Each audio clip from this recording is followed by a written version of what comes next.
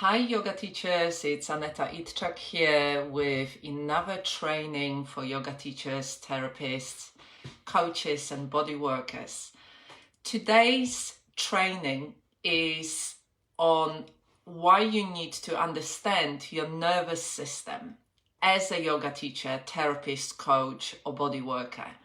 Why is it important for our work and for our life? This is a subject that is so dear to my heart because when I work with yoga teachers, when I deliver trainings for trauma-informed yoga and embodied resilience, when I support others, this is something that comes up again and again. And for me, this is the key that sometimes is missing in our work as practitioners.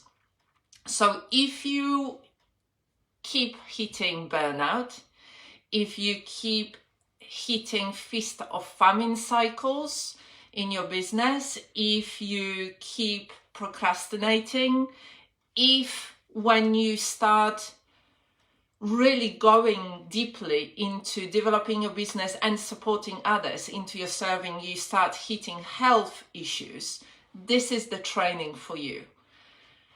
I really would encourage you to watch this training. So what do I mean by that? Let's just unpick it a little bit. So the first thing for me when I think about the reason why you need to understand your nervous system as a practitioner is that our work is about supporting others. But it all starts with us because we don't leave ourselves out of it. I don't leave myself outside of the door when I come and work with you. When I teach a class or I do one-to-one or I run a retreat, I don't leave myself out there with all my troubles, with all my challenges, with all my family issues, with all my health issues. So number one, why we need to really pay attention to our nervous system and get to know ourselves is that we always show up as we are. We always bring the wholeness of our experience, our inner experience and how we're relating to others, how we're showing up. We always bring the wholeness of ourselves to everything that we do. And so understanding your triggers, understanding when you go into, you shift from this connected, stable, present space into overactivation of the nervous system, into, fight or flight. And I'm not just talking in response to something and then coming down, but really staying in that zone, staying in anxiety, anxiety that then impacts your sleep, impacts your digestion, impacts, how you feel about yourself, how you feel about your work, how you feel about your world, how you feel about your relationships, how you're showing up. So either fight or flight, when you start going maybe on a bit of a defensive, or maybe when you go into even further into people pleasing, because it feels like you really need to be in a certain kind of way in order to be accepted, in order to belong, in order to have clients. So really note or go into a freeze mode. You go into procrastination, into hiding, into not being able to move forward. So really understanding yourself, understanding how your nervous system is, how it responds to different people, to different situations, how it shows up for you in any given moment. So this can come in so many different ways. So for example, one of the things that you might not be aware of is that when you decide to grow, you have to come out of your comfort zone. You have to step forward. You have to go into the unknown, into something that you haven't done before, into showing up in a different kind of way. And there are two ways two things that come up with it. One is, I don't know what to do. I literally don't know what to do. Like, I don't know the process. I don't know the system. I don't know. So I'm here. I want to be over there, but I don't know how to do it. I don't know how to do it. I've never done it before. And when I think about it, I just don't have the system. I need to learn. I need to have a mentor. I need to sign up for a program. I need to be shown the step by step. But that's only part of you. The second part is our internal programs that are running. Our protectors, I call them safe protectors, the classical ones that we all know, the inner critic, the imposter, the people pleaser. All of those then step in. Okay, I want, because of our past experiences, because of our beliefs, and our history, and what feels safe. So if we then, we come from, I don't know what to do, into, I'm signing up for this program. I know what to do. Like, this person has given me step-by-step thing. I know what to do. And I'm following it, and I'm really moving forward. I'm stepping outside of my comfort zone. I'm doing it. Then the other thing comes in. The protectors, the safe protectors, might step in and say, but that feels too much. That feels unsafe. And so the thoughts, the feelings, the doubt come up to keep us safe. Those protectors, those parts of us just want to keep us safe. This feels unsafe, stepping out. And it can come, as I said, in a form of thoughts and feelings, like having lots of doubts, being very critical, then into the behavior of procrastinating. But it could take a different form. And it's very fascinating when I see that, because I experienced that myself. Your body, the protectors use often the body. The body can start stopping you from going at that pace because something within you feels unsafe. So you could have an injury. I've experienced injury when I was pushing forward and I was stepping out and I was creating business, and then I had a shoulder injury. I lost completely power in my right hand. I couldn't do anything for 5 or 6 weeks. And that was because I was just pushing through, trying to do it through the power of my mind and motivation, forgetting that I have to go at my own pace. I have to keep checking in with myself and my nervous system. I have to come from a safe place and going at the pace that feels right for me, stepping outside of the comfort zone that is right for me. And I've seen other people, doing the same. Suddenly, there is some kind of injury, which means that we have to stop or we have to slow down. The protectors, our safe protectors, have used our body because it felt too unsafe to be doing it. The other thing that might happen is in the environment. I remember signing up for this program. That was about 7 years ago when I was still working in social care, and I cut down to 4 days a week. And I had this one day to work on my business and really building something, stepping outside of my comfort zone.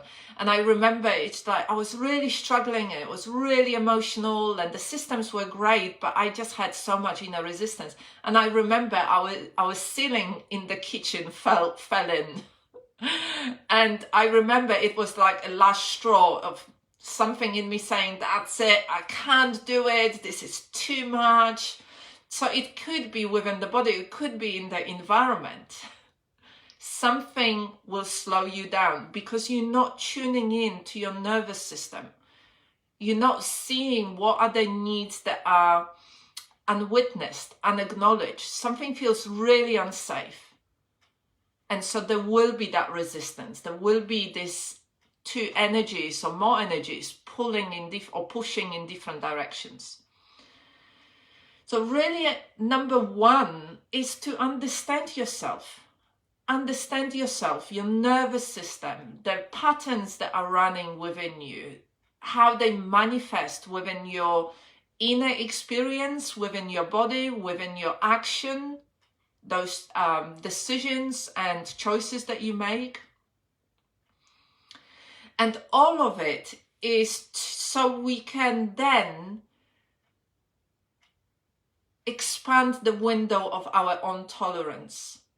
We become a bigger container, stronger, more stable container for ourselves, our experience, for our work, and then moving into serving others. So we move from I understand myself, these are my triggers, this is the best way that I work, this is my rhythm, this is how I grow. I keep checking in, I keep feeling safe, coming back to the internal sense of safety. And then from that space, I become a bigger container so I can bring in more abundance. So I can bring in more, abundance as more clients, or creating new systems, new courses, new offerings that really give something impactful to your students and your clients. Become a bigger container. And then moving from that bigger container, that more grounded, stable, embodied space, to serve others.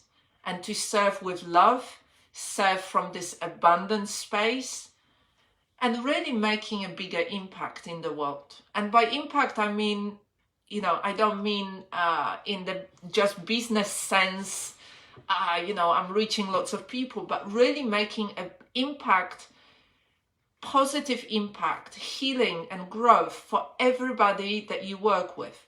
Because you show up from this stable, grounded, embodied space. Curious, compassionate, connected.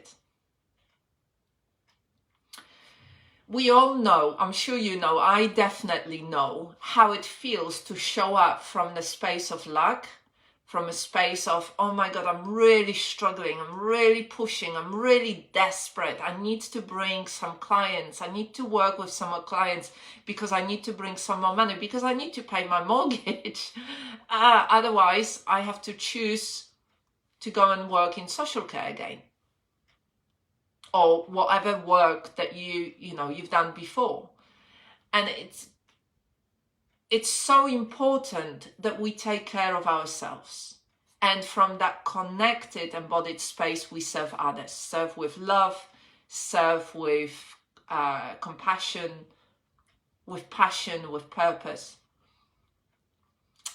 And then we can follow our own path. Not the path that other people said that we need to follow. And when I say the path, I talk about our lifestyle, I talk the way that we live, where we live, how we live, about our business. How do we create our business that is best for our nervous system? We all are very different. If you are introverted, maybe going on a stage and talking to lots of people can be really challenging. But maybe you could do it in a different way. Something else might feel more aligned, like creating online courses, like supporting others in a different way, whether it's group or one-to-one. Or maybe you love going on the stage. Maybe you are, very happy being center of attention in a way where there's spotlight on you, and you are sharing your wisdom and sharing your knowledge and sharing your passion. We all are very different. So for example, and this is so important, if you're going to go long term, if you're going to create something sustainable and you're going to earn money from it to support yourself, where you don't want to have another job that you earn money from, that pays for your life, for your family, for your health. So from my own experience, how that can I can share my own experience here. So when I left social care 6 years ago, I was teaching from our studio. We had a little studio in our town, and it was really busy. I was teaching maybe 12 classes a week, group classes, and then doing lots of one-to-ones, and that was building up, and that was really great. But I also have got a background in training, and I trained and supervised and mentored and managed people for almost 20 years. And that part, I really love it. And so I wanted to continue doing something like that. And a friend of mine had a training company where she was employing trainers to work with apprentices around UK. And I was really interested and I really loved it. And, these are young people, young adults that got loads of vibrancy. They're quite quirky, quite cheeky. They got loads of energy, and I loved working with them. But the trainings were, in Birmingham, in Sheffield. So we're talking about 4 or 5 hours, 6 hours drive, or going on the train through London. I live in Kent on the coast, so it was going through London and then going up there, and sometimes staying for 2 or 3 days. And I loved it. I loved delivering the training. I was teaching them about a different way of thinking, about mindfulness, about doing more embodied stuff, and really feeling more stable and grounded. And it was exactly what I love. But the traveling was a little bit of a challenge for me. I'm quite a home girl. I love being at home. I suffered from anxiety, so my nervous system can get triggered quite easily. Not as easily these days because I know inner resources of how to manage it, but it can get triggered by too much movement. If you want to go by doshas, I switch into vata, very ungrounded, very in my mind, very in the anxiety state.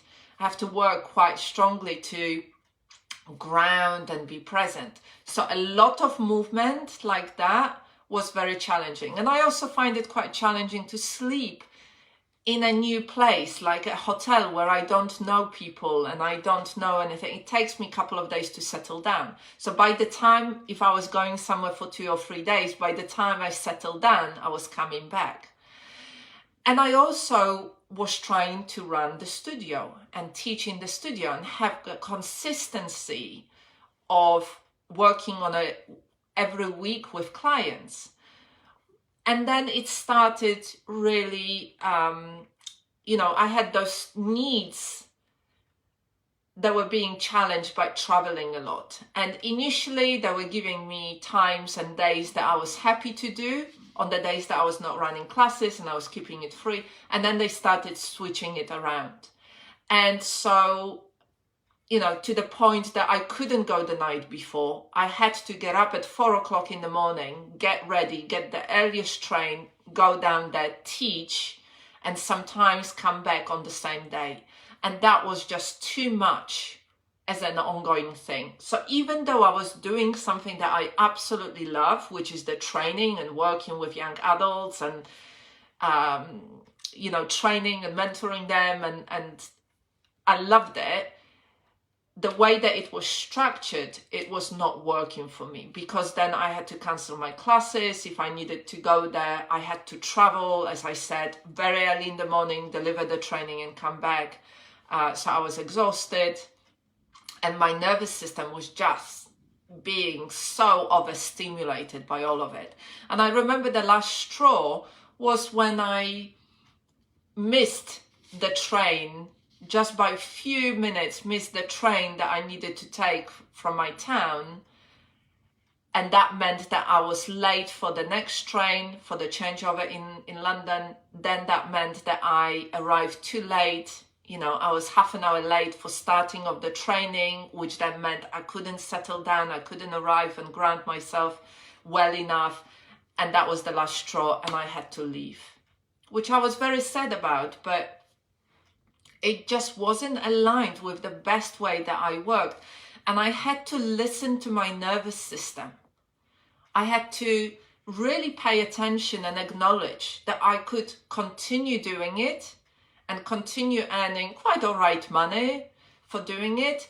But actually, I wanted to run the studio. I wanted to work with my clients and students. I wanted to grow my own business. That was my path to be happy and healthy and well. I wanted to follow that. So I had to say no to this thing in order to be able to follow my path. And, if I stayed, I would have been in a very different place.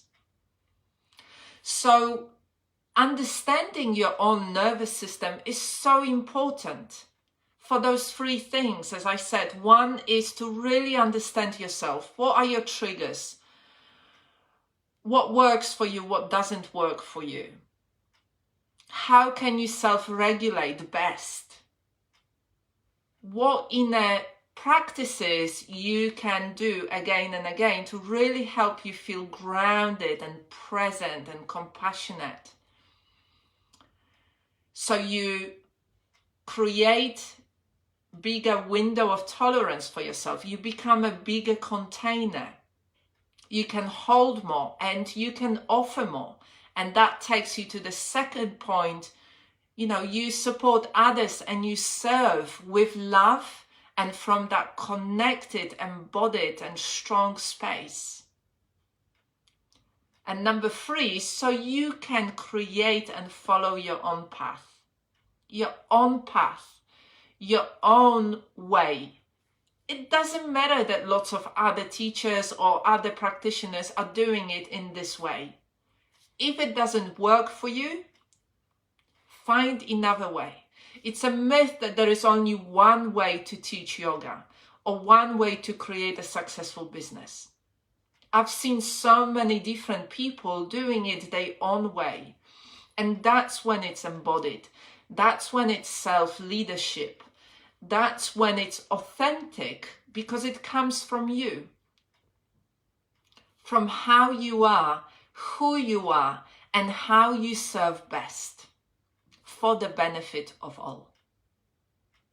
And when I say for the benefit of all, I mean your community, your students, your clients, your family, your loved ones, and yourself.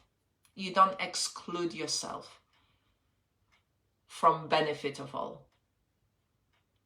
So I hope that makes sense. I'd love to hear what you think about it, whether you had any insights around it, whether something came up for you, maybe something new, maybe a different perspective, or maybe something that you knew but you forgot, which often happens for us. We know something and then it kind of drifts away and life gets busy and we forget about it. So let me know in the comments. Let me know what you think, if you've got any insights. And let's keep having those conversations, as I said, for the benefit of all. Take care of yourself for now, and I will be seeing you next week. Bye-bye.